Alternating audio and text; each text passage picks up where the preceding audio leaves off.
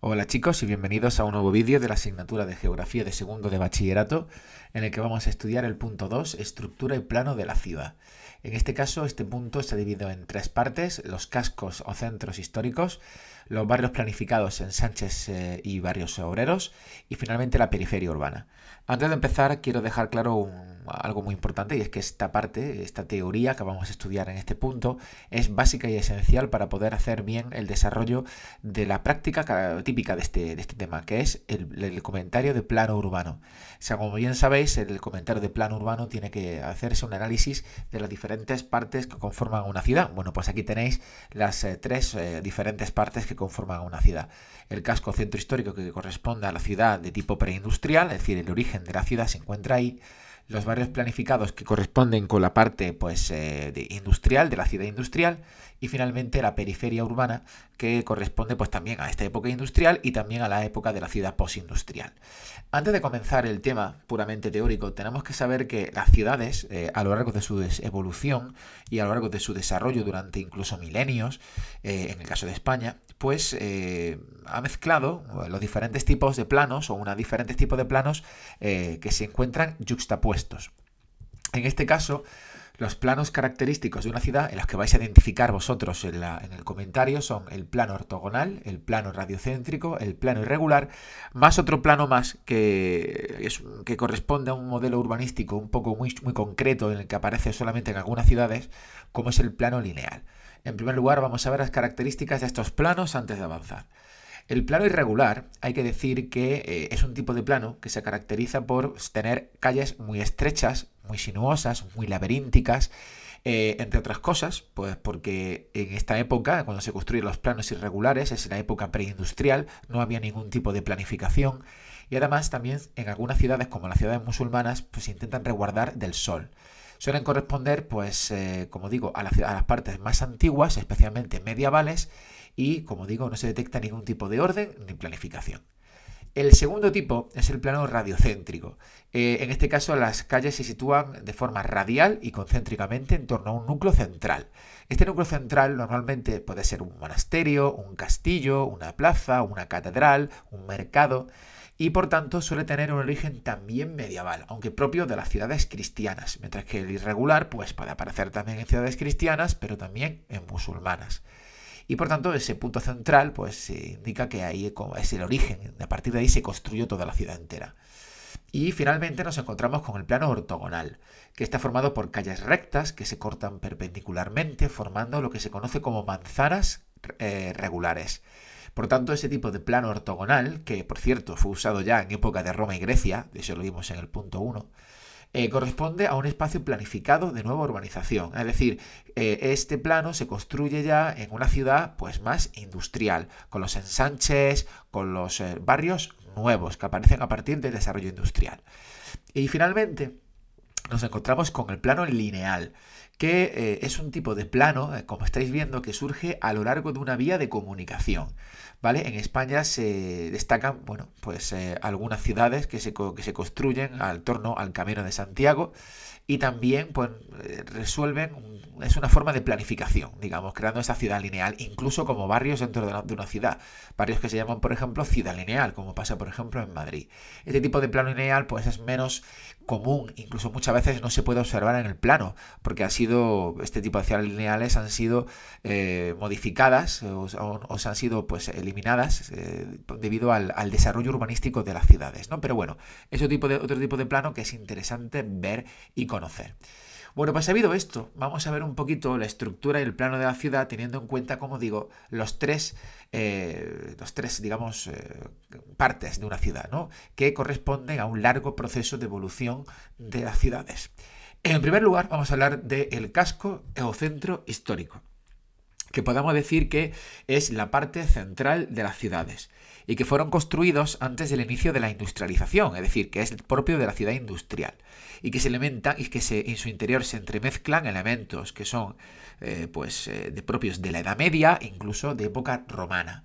Y además, pues digamos que tiene monumentos y todo tipo de edificios antiguos, ¿no? Su planimetría suele ser, como digo, irregular, es decir, sin ningún tipo de organización, o también pueden ser radiocéntricos.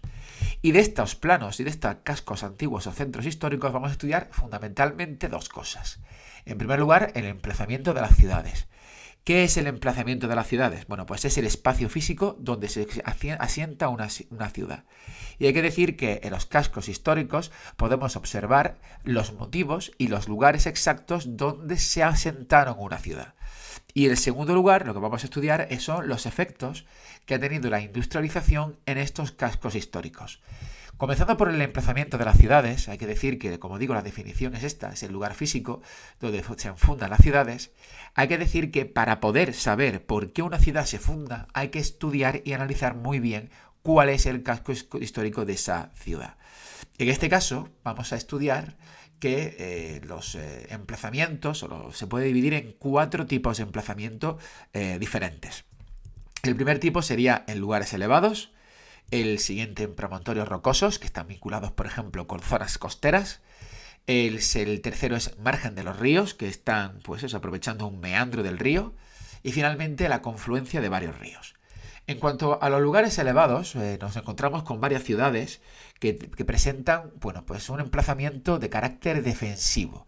Porque daos cuenta que muchas ciudades pues, se fundan, digamos, con un objetivo defensivo o estratégico, un punto estratégico a lo mejor de comunicaciones, y se sitúan en un lugar, como digo, alto para poder defenderse ante cualquier tipo de ataque. Un ejemplo es el emplazamiento de Granada, que tiene un carácter defensivo, y otro ejemplo es el emplazamiento de Cuenca. Fijaos cómo la ciudad original, el emplazamiento, donde se observa ahí el punto rojo, tiene un carácter también elevado para defenderse ante posibles ataques y tener un mayor control del territorio que le circunda. Ese sería el objetivo de este tipo de emplazamiento en lugar elevado.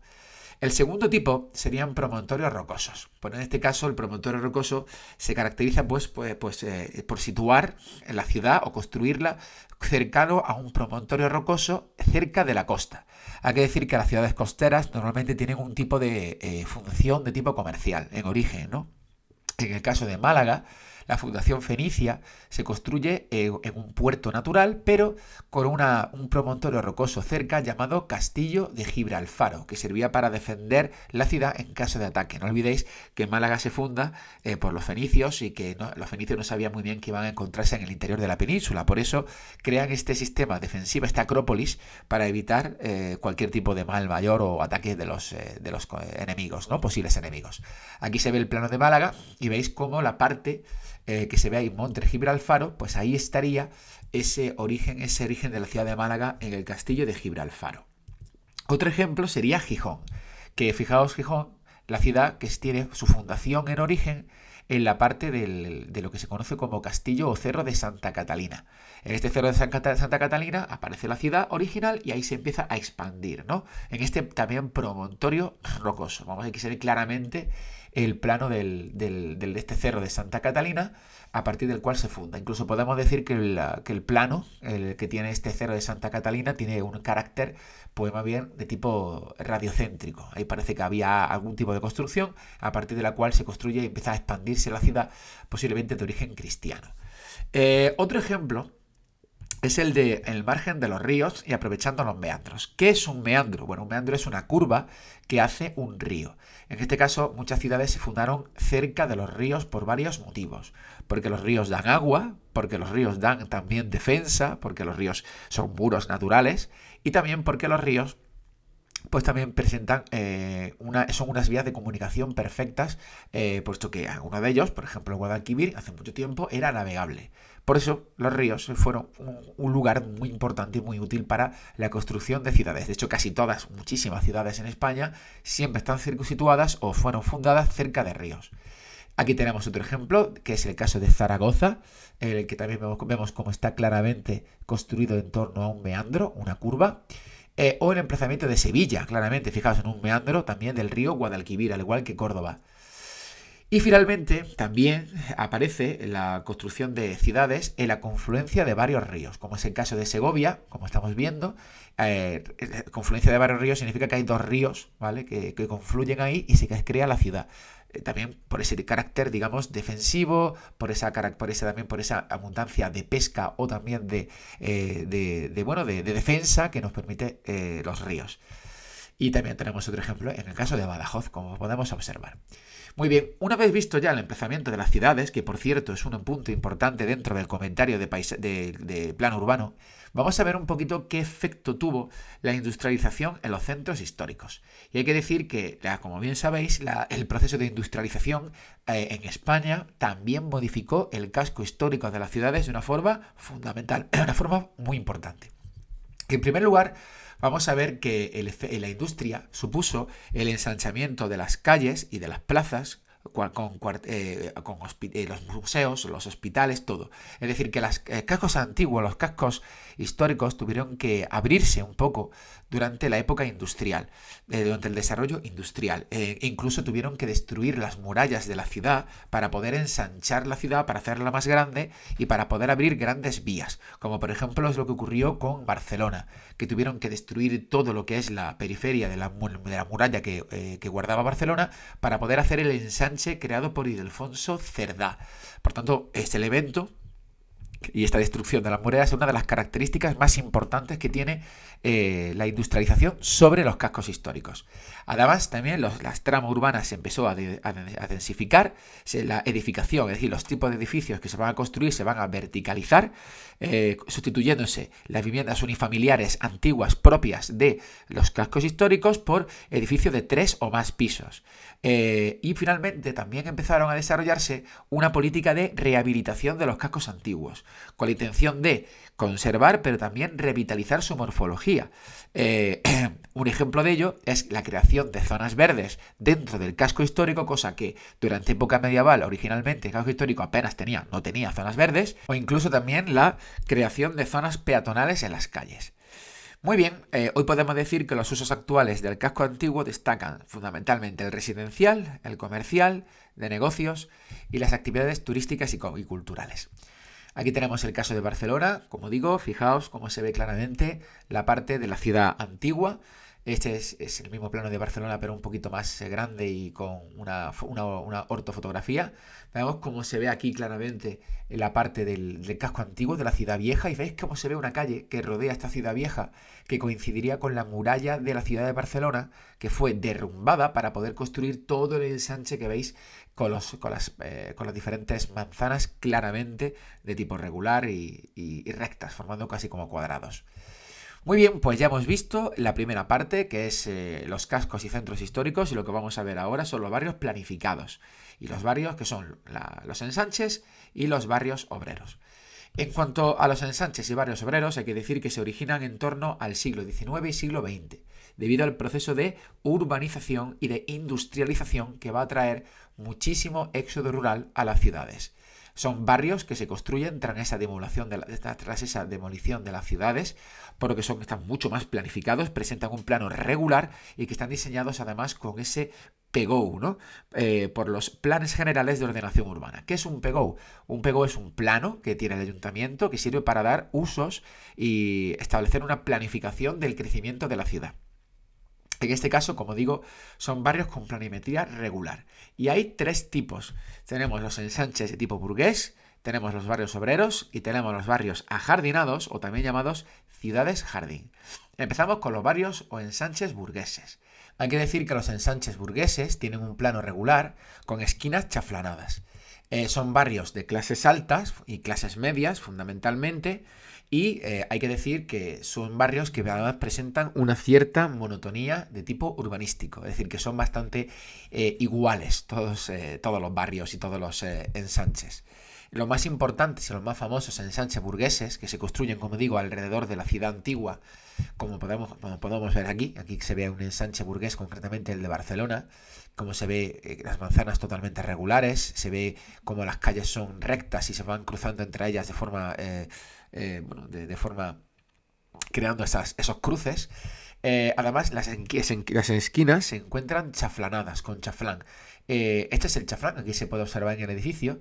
Veis que no acaba en esquinas, sino acaba con un chaflán para facilitar la circulación, para que la gente a los cruces pueda ver mejor los coches que pasan por la derecha y por la izquierda y que puedan cruzar. Esos son los ensanches burgueses, como digo, los dos tipos más característicos son los de José María de Castro, realizado pues en Madrid, o el de Ildefonso Cerdá, construido en Barcelona. Vamos a ver ahora los llamados barrios ajardinados o ciudades jardín.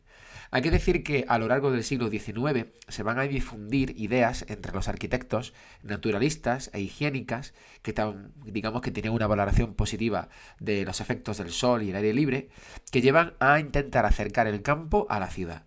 Y aparecen en estos siglos proyectos de las llamadas ciudades jardín, barrios ajardinados que con viviendas unifamiliares.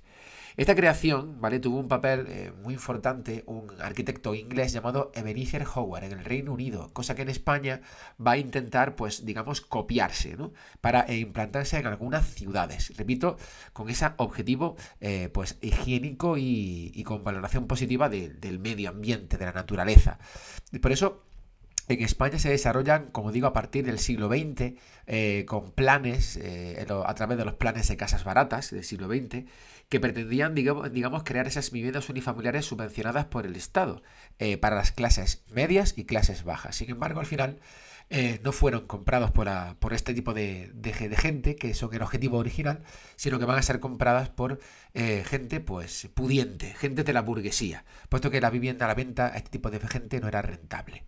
Aquí tenemos dos ejemplos, la ciudad de Jardín de Vitoria y la ciudad Jardín de La Coruña. Hay que decir que en algunas ciudades hay barrios que se llaman ciudad jardín, porque ese proyecto, eran los restos de ese proyecto original en esas ciudades, como por ejemplo puede pasar en Málaga o como por ejemplo puede pasar en Córdoba, que tiene ese tipo de barrios llamados así. Y por último, vamos a acabar finalmente con los llamados barrios obreros. Y hay que decir que los barrios obreros, bueno, es un contraste, o fueron un contraste muy grande con los ensanches burgueses. ¿Por qué? Porque los ensanches burgueses eran zonas, que se ve en número 3 en el plano, que tenían, eran barrios que tenían una cantidad de servicios muy importante. Tenían luz, tenían agua, tenían alcantarillado, y sin embargo, estos barrios obreros, pues, no tenían tantos servicios. ¿Por qué? Porque estaban peor situados, se encontraban siempre en la periferia de las ciudades, alrededor del ensanche burgués, y además siempre estaban situados cerca de las estaciones de ferrocarril, e incluso también cerca de las industrias. Hay que decir, pues, que en origen eran casas de autoconstrucción, chabolas, no tenían luz, no tenían agua, apenas tenían alcantarilla. La gente que vivía allí vivía en unas condiciones bastante lamentables, pero hay que decir que esos barrios obreros que se construyeron durante el desarrollo industrial, hoy en día, pues prácticamente han desaparecido, han sido sustituidos. ¿Por qué? Pues por nuevas viviendas, por nuevas construcciones de mucho más valor, en el que viven gente, pues, de una clase social superior a la que vivía allí. Y de hecho se han revalorizado económicamente bastante, sustituyéndose, como digo, la población original. De modo que estos barrios obreros, en un plano, no podemos observarlos. Muchos están ya destruidos y sustituidos por estos nuevos barrios construidos en época postindustrial. Muy bien, aquí tenemos el ejemplo, por ejemplo, de Pamplona. Vemos aquí cómo se construye el ensanche cerca del casco viejo y veis los barrios periféricos alrededor de lo que es el ensanche. O, por ejemplo, aquí también se observan, pues vemos también ese centro original, ese centro de la ciudad de Valencia, como se observa un plano irregular. Vemos que alrededor aparecen zonas de ensanche y vemos como alrededor del ensanche también aparecen estos barrios obreros que, repito, no se observan en el plano porque fueron demolidos, pero que estuvieron allí cerca de la estación de ferrocarril que se ve claramente en el centro del plano. Vamos a ver ahora la última parte de estas ciudades, que son la llamada periferia urbana. Y hay que decir que la periferia urbana, pues, se empieza a construir a partir de los años 60 y se empieza a construir después del desarrollo del desarrollo de la primera revolución industrial y al calor del desarrollismo franquista. Se crea una periferia urbana y suburbana en la que se mezcla un poquito hábitos de vida, pues, tanto urbanos como rurales, y tiene una planimetría bastante compleja. ¿Por qué? Porque se mezclan bastantes tipos de plano. Ahora lo veremos mejor. Son tres tipos fundamentalmente estos barrios de periferia urbana. Son los barrios residenciales de la periferia urbana, son zonas que tienen un objetivo residencial para la vivienda de personas. Después nos encontramos con áreas industriales y finalmente con áreas de equipamiento. Pues vamos a ver un poquito cada una de las zonas, ¿no?, de la periferia urbana. En primer lugar, pues vamos a ver un ejemplo de lo que he dicho antes, el de Valencia, con el casco histórico, con el ensanche, que se ve claramente, y con los barrios periféricos, que, repito, se encuentran cerca de la de la estación de tren porque eran los barrios obreros de época industrial, de las revoluciones industriales, pero que después se destruyen, se tiran abajo y se construyen nuevos barrios que se van a revalorizar, repito, durante los años 60, años 70, en el calor de desarrollo industrial franquista, incluso también posterior. Vamos a ver aquí. En primer lugar, los barrios residenciales de la periferia.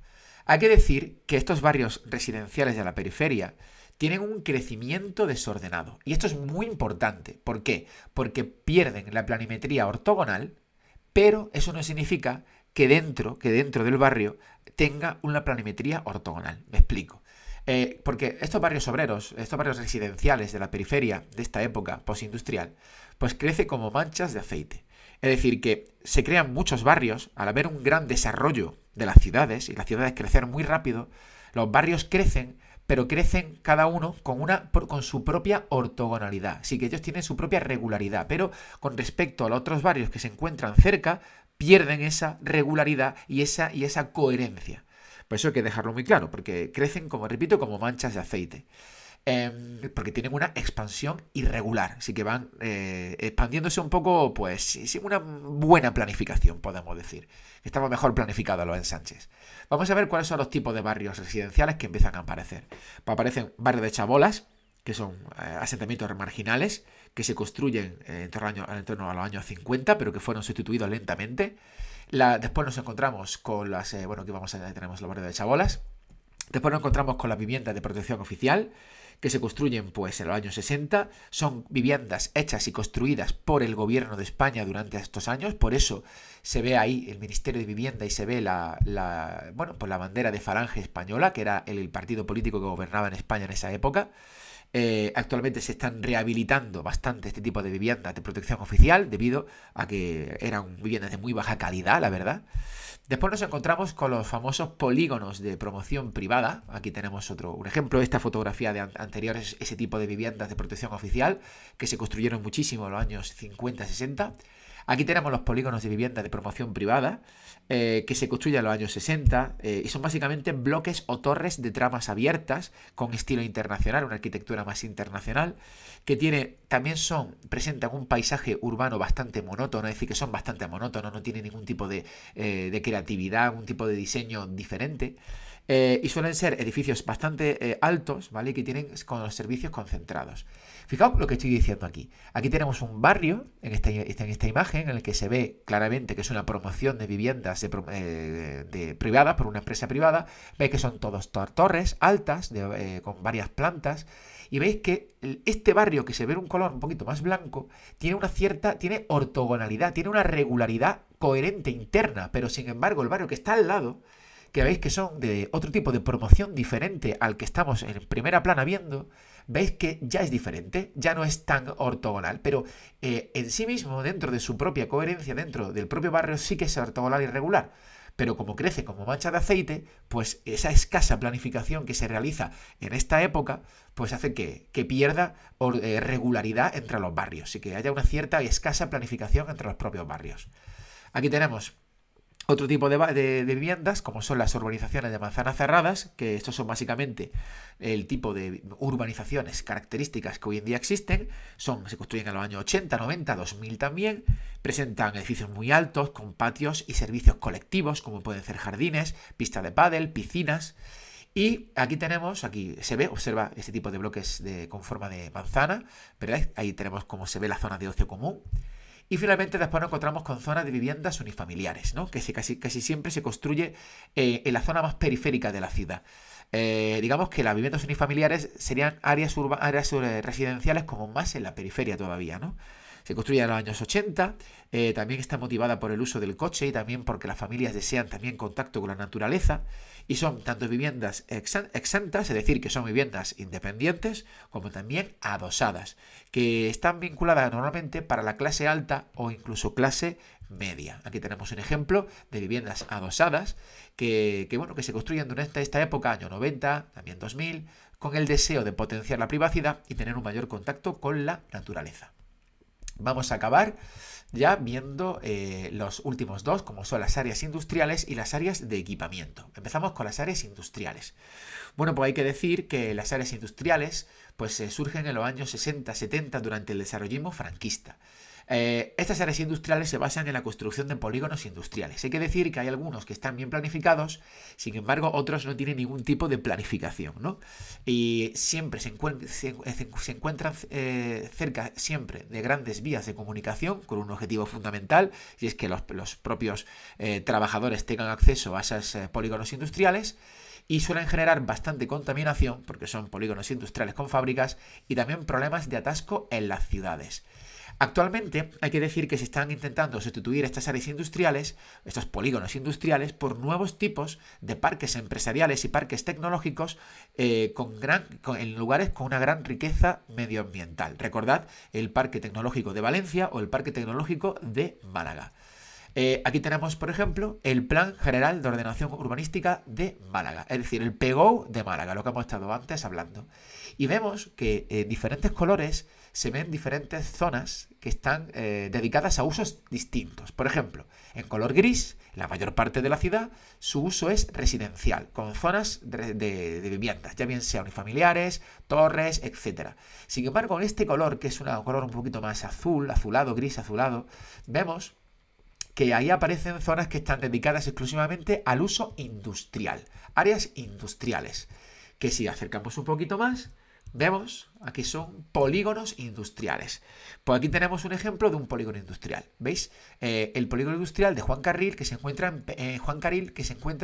el polígono industrial de Juan Carril, que se encuentra en Peligros, Granada, que, como digo, son lugares que presentan una cierta planificación, en otras ocasiones no, y que están cerca de las ciudades y conectados con grandes vías de comunicación, en este caso con la Ronda de Granada. Pero lo normal y lo típico ahora en la actualidad es crear estos tipos de parques tecnológicos en zonas un poquito más en la periferia, con gran riqueza ambiental. Fijaos en la característica, fijaos que digamos que tiene un lago, que tiene digamos mucha vegetación. Y eso hace pues, que sean un tipo de parques, un tipo de áreas industriales novedosas. Y para acabar ya, con la periferia urbana, vamos a ver el último lugar, que son las llamadas áreas de equipamiento. Estas áreas de equipamiento se caracterizan por estar situadas siempre en la periferia. ¿Por qué? Porque los equipamientos de lo que vamos a hablar requieren grandes espacios, que al costar tan caro el suelo, hace falta situarlos lejos del centro para que los costes del suelo sean menores. Hay zonas escolares, zonas sanitarias, pero también hay zonas importantes de tipo comercial. Y hay diferentes tipos de planos aquí, tanto regulares, irregulares, etcétera, en función del tipo de planificación. Aquí, por ejemplo, en el caso del PGU de Málaga, también tenemos zonas que están marcadas para uso recreativo de espectáculos, o también para comercial, o sanitario y docente. Fijaos, aquí se ve en color azul y en color rosa los recreativos y espectáculos, y en color morado los dedicados a sanitario y docente y cultural, ¿no? Aquí serían las áreas de equipamiento, una y otra. En el caso de Granada, por ejemplo, nos encontramos con el Navada Shopping, que es uno de los centros comerciales más grandes de Andalucía, que se encuentra en la periferia de Granada. Incluso no se encuentra ni siquiera en Granada, sino en un pueblo llamado Armilla. ¿Por qué? Pues muy sencillo, para evitar los altos costes del suelo que tendría que crear este tipo de centros comerciales cerca de Granada. Muy bien, chicos, y con esto hemos acabado el punto 2, estructura y plano de la ciudad, que como digo es fundamental para poder conocer y analizar el plano de una ciudad en el comentario de plano urbano. Nos vemos en el siguiente punto, que será el sistema de ciudades en España. Hasta luego, chicos.